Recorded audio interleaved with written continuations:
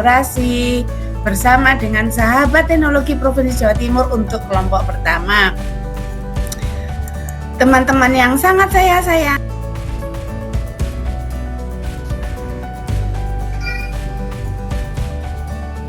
oke, karena yang saya angkat di sini adalah sebuah inovasi, Bapak Ibu. Jadi yang saya angkat di sini adalah inovasi. Yang saya angkat inovasi, jadi berawal dari sebuah permasalahan pembelajaran. Jadi ada permasalahan pembelajaran. Permasalahannya ini pertama, peserta didik cenderung tidak berpartisipasi aktif dalam proses belajar mengajar yang akhirnya berimbas pada hasil belajar mereka. Jadi mereka lebih banyak bergurau dengan temannya, banyak ngobrol dengan temannya, sehingga mereka kurang konsentrasi dan pada akhirnya menyebabkan hasil pembelajaran menurun. Nah, kemudian yang kedua, di sini ada beberapa kelompok juga dari siswa saya yang memahami konsep pada saat saya sampaikan, pada saat saya menyampaikan materi, namun ketika di pertemuan selanjutnya mereka cenderung lupa terhadap materi yang sudah dipelajari. Jadi apa yang sudah dipelajari ini hanya mampir sebentar di otak para siswa saya, di pemahaman siswa saya, sehingga saya pada akhirnya berulang-ulang menerangkannya, sehingga saya mencoba menelusuri lebih lanjut akar masalahnya. Saya mencoba berbagai alternatif informasi, jadi dari googling, kemudian browsing, kemudian juga saya coba berbagai alternatif AI. Ternyata memang hampir semuanya ini akar masalahnya ketika saya coba juga di Google Scholar, ini memang banyak permasalahan yang sama. Contohnya di sini yang pertama adalah kejenuhan siswa terhadap pembelajaran. Jadi siswa mulai jenuh dikarenakan mungkin karena gurunya dari hari ke hari, dari waktu ke waktu, ini hanya cenderung menggunakan model yang sama, sehingga siswa cenderung bosan. Kemudian yang kedua, guru juga tidak menerapkan multi metode. Jadi metode yang dominan ketika proses belajar mengajar ini metode ceramah. Ya, setelah ceramah mungkin hanya penugasan, ceramah, tugas, ceramah, tugas. Jadi inilah yang menyebabkan siswa-siswa menjadi bosan. Kemudian dalam merancang pembelajaran juga kurang memperhatikan minat siswa. Jadi guru hanya memperhatikan minatnya sendiri dalam memberikan materi pembelajaran. Ditambah lagi di sini yang poin 4, media yang digunakan ini tidak mampu mengakomodir berbagai gaya belajar siswa. Seperti yang kita ketahui, ada 3 gaya belajar yang dipakai, yang digunakan pada saat kita melakukan asesmen diagnostik. Ada visual, ada auditory, dan juga ada kinestetik. Kemudian karena siswa saya ini siswa kelas 5, memang konsep pembelajarannya sudah banyak konsep pembelajaran yang abstrak. Namun di sini guru tidak memberikan bantuan menggunakan media konkret untuk membantu proses pemahaman siswa. Padahal kalau kita mengkaji teori Piaget, siswa usia antara 7 sampai 11 tahun ini masuk dalam kategori operasional konkret. Jadi membutuhkan benda-benda konkret untuk membantu pemahaman mereka. Nah, ketika nomor 1, 2, 3, 4, dan 5 ini terakumulasi, pada akhirnya ini menyebabkan hasil belajar para siswa saya menurun. Di sini untuk mengatasinya memang saya langkah pertama di sini kembali mengidentifikasi. Pada saat awal tahun saya melakukan asesmen diagnostik non kognitif pada siswa saya. Di sini saya buka lagi saya bagi menjadi 3. Jadi ada visual, di mana siswa tersebut mereka akan lebih mudah belajar kalau dibantu dengan materi-materi atau media-media visual. Kemudian siswa auditori yang mereka biasanya lebih mudah belajar ketika mereka dibantu dengan suara atau audio. Kemudian ada siswa kinestetik yang mereka biasanya lebih mudah belajar, lebih mudah memahami ketika mereka langsung mempraktikkannya, langsung berinteraksi ya melalui sebuah kegiatan. Nah, dari hasil asesmen diagnostik tersebut, di sini saya oleh data siswa yang visual 50%, yang auditori 20%, yang kinestetik 30%. Nah, data ini saya gunakan sebagai dasar perancangan untuk memecahkan masalah pembelajaran tadi. Sehingga di sini saya memunculkan alternatif pemecahan masalah.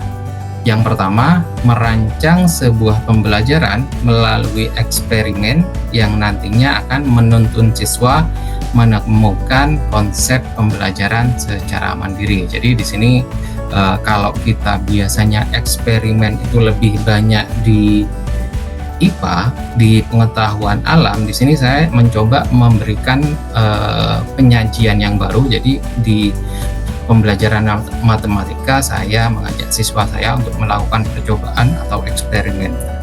Kemudian untuk meningkatkan partisipasi siswa yang sebelumnya sudah memang minatnya sangat rendah, sangat turun, di sini saya menggunakan sebuah media permainan. Jadi haruslah ada sebuah permainan, nanti bisa kita kaitkan dengan asesmennya atau dengan eksperimennya permainan tersebut. Ini alternatif masih.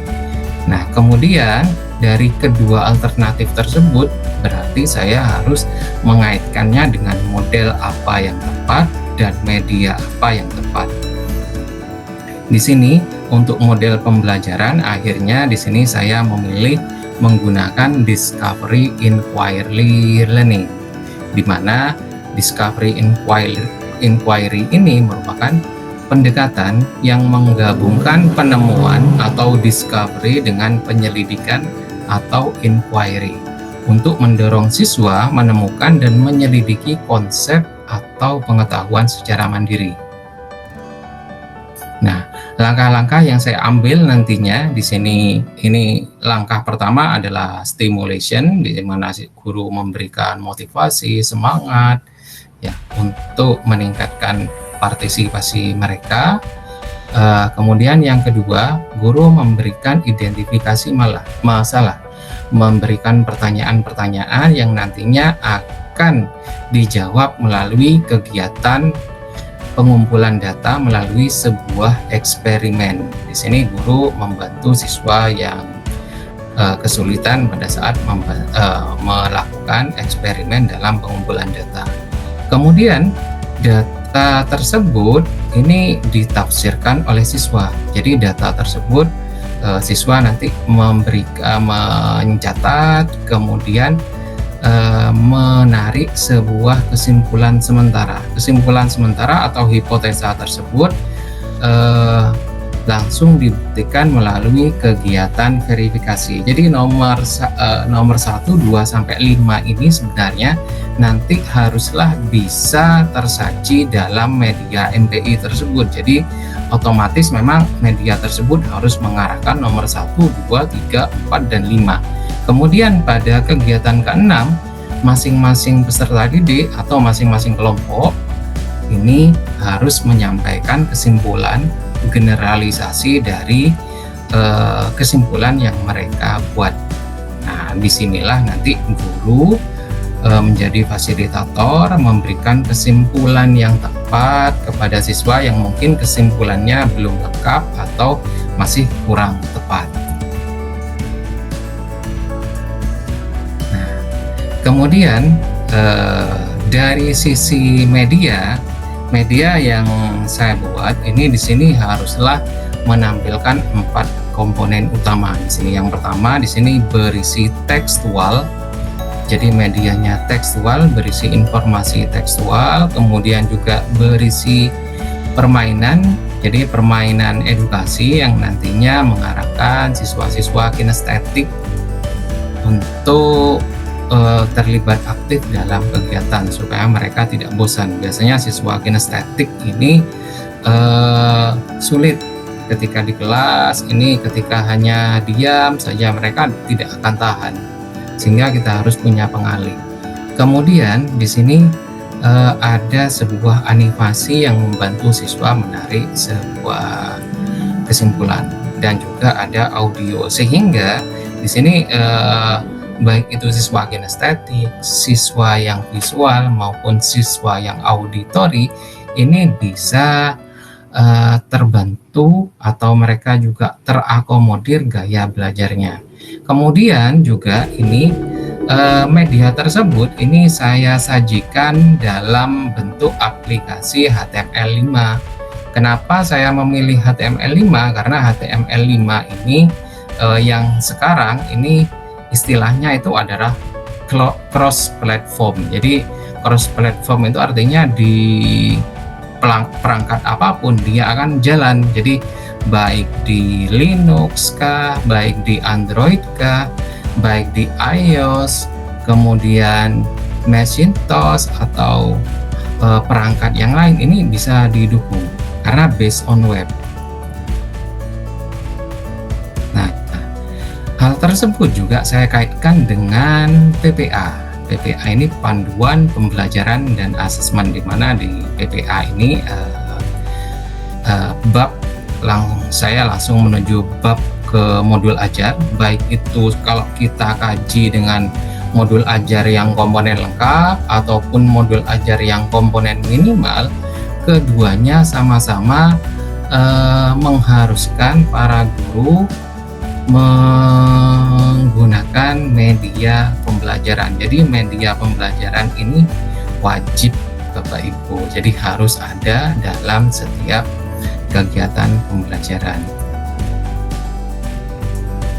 Nah, kemudian ini adalah tampilan media Menjes mengenal jenis sudut. Di sini ada form login yang akan merekam nama siswa.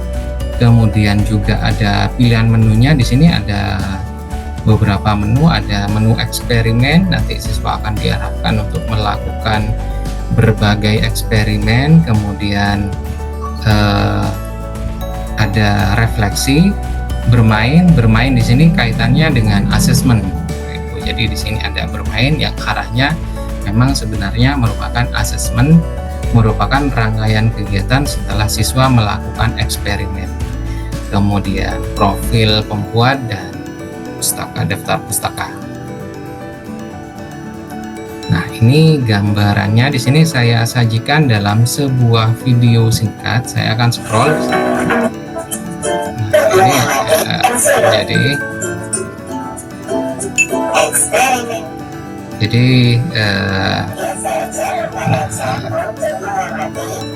jadi siswa nanti bisa menggeser-geser sendiri, kemudian mereka nanti akan membuat catatan kecil, catatan sederhana yang kemudian mereka akan tuangkan ke LK. Jadi di sini lebih banyak siswa, aktivitas siswa dalam mencoba. Kemudian mungkin ketika di verifikasinya ini kurang tepat, mereka bisa melakukannya mengulang lagi. Jadi di sinilah keasikan siswa. Jadi siswa memang yang benar-benar aktif, bukan gurunya yang aktif. Inilah pembelajaran yang berpusat pada siswa. Jadi siswa yang geser-geser ini sampai mereka menemukan, mereka mencatat, kemudian mereka melakukan verifikasi, dan pada akhirnya menghasilkan sebuah kesimpulan. Nah, untuk meningkatkan minat siswa di sini ada sebuah game asesmen yang dirancang untuk membantu siswa meningkatkan pemahaman mereka. Di sini saya scroll supaya tidak terlalu banyak memakan waktu. Nah, ini adalah asesmen akhir. Jadi selain itu juga ada asesmen akhir. Jadi asesmen akhir ini nantinya yang akan mengukur pemahaman siswa. Di sini tidak hanya soal pilihan ganda saja, tapi berbagai macam bentuk soal. Jadi asesmen akhir ini mengacu kepada tipe-tipe soal ANBK.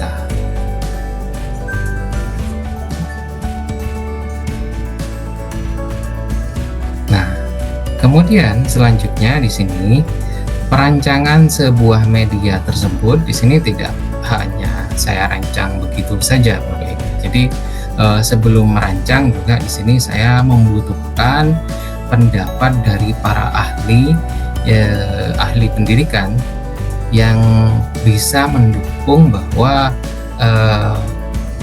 media yang saya buat itu memang benar-benar tepat, benar-benar sudah tepat sesuai dengan penelitian-penelitian yang dilakukan oleh para ahli sebelumnya.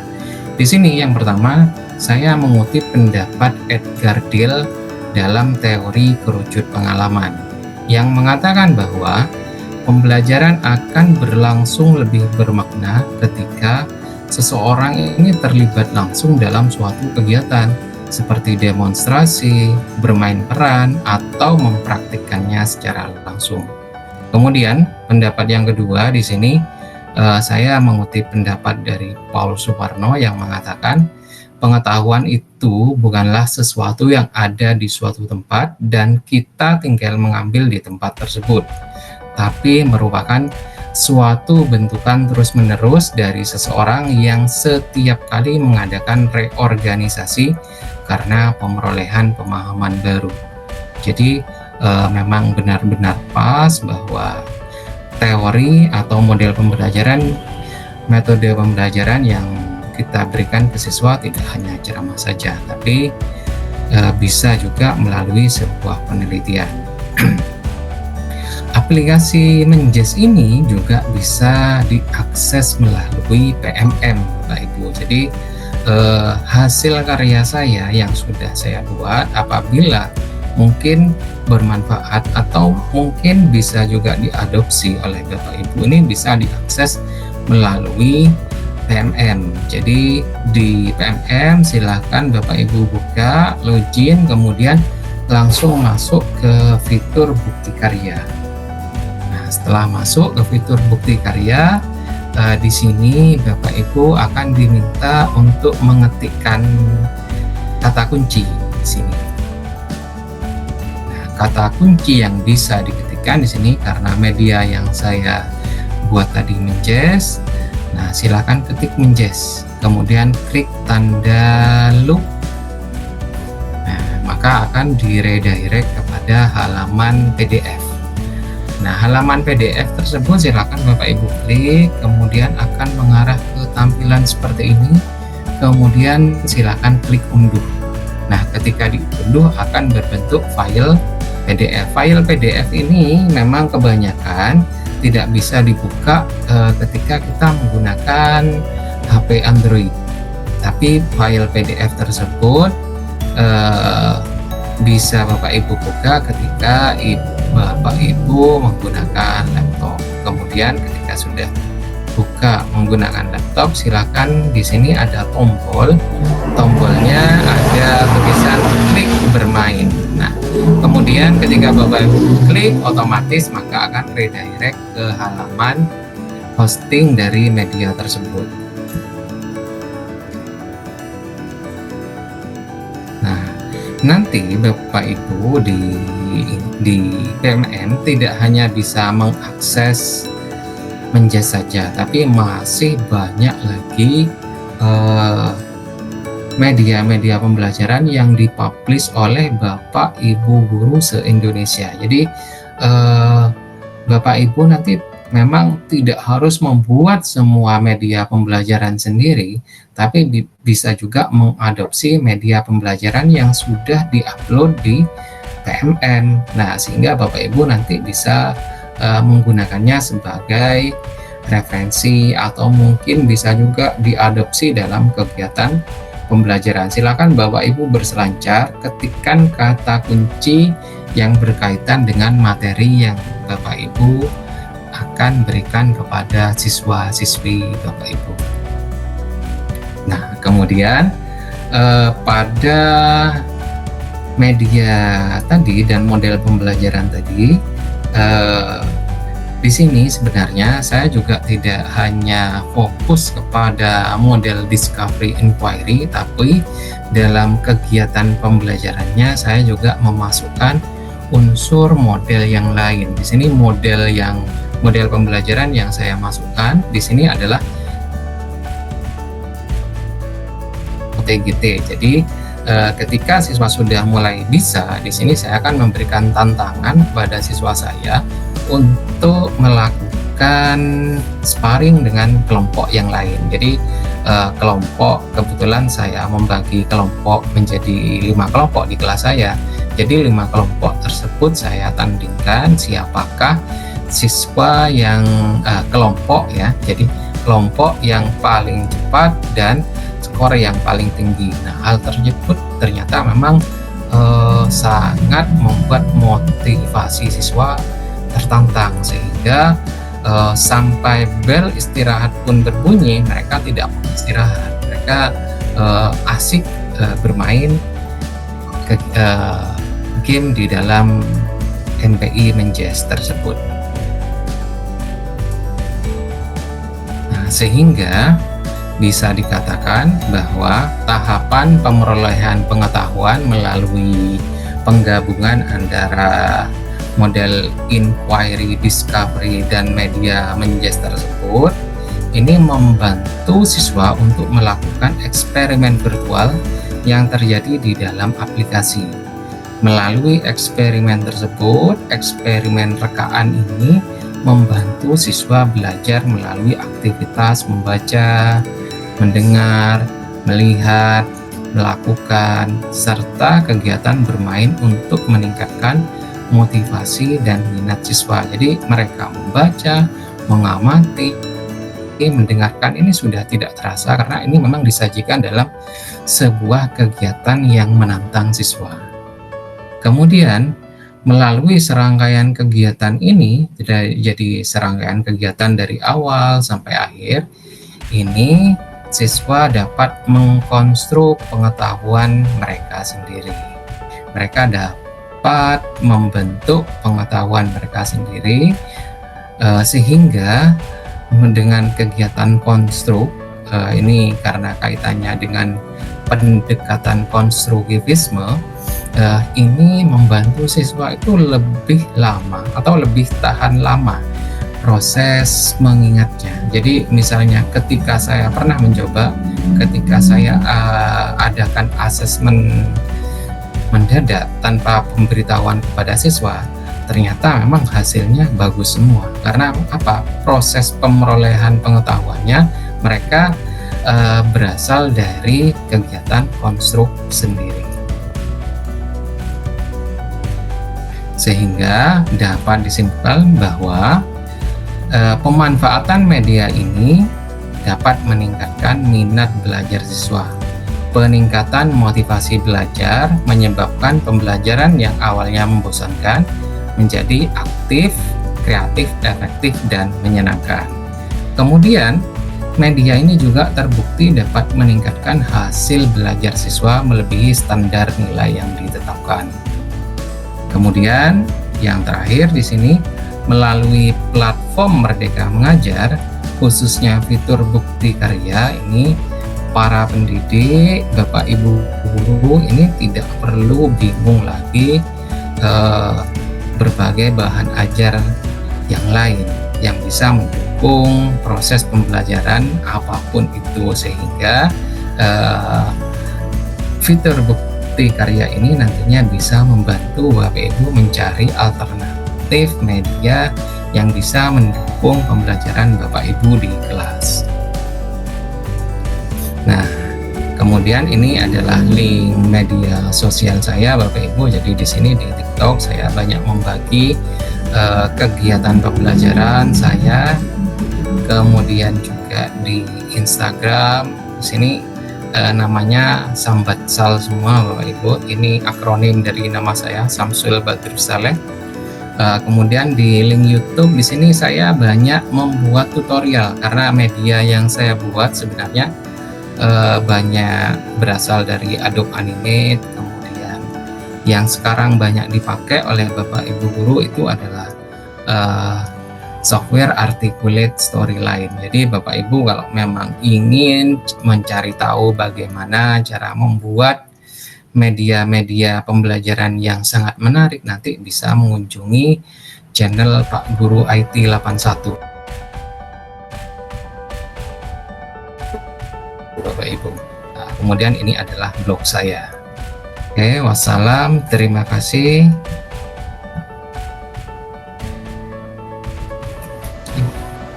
Oke, itu saja mungkin dari pemaparan saya Bapak Ibu. Untuk selanjutnya di sini materi akan dilanjutkan oleh narasumber kedua, yaitu Pak Siva. Pak Siva ini nama lengkapnya adalah Bapak Ahmad Sifaul Umam ya, yang berasal dari Sekolah Dharma Wanita Kota Surabaya, yang akan membawakan materi integrasi teknologi dalam pembelajaran abad 21. Tentunya materi tersebut sangat menarik, jangan dilewatkan Bapak Ibu. Praktik berbagi dan berkolaborasi dari para sahabat teknologi. Oke, selanjutnya saya serahkan ke Bapak Sifaul Umam. Saya akhiri presentasi atau praktik baik saya akhiri. Wassalamualaikum warahmatullahi wabarakatuh.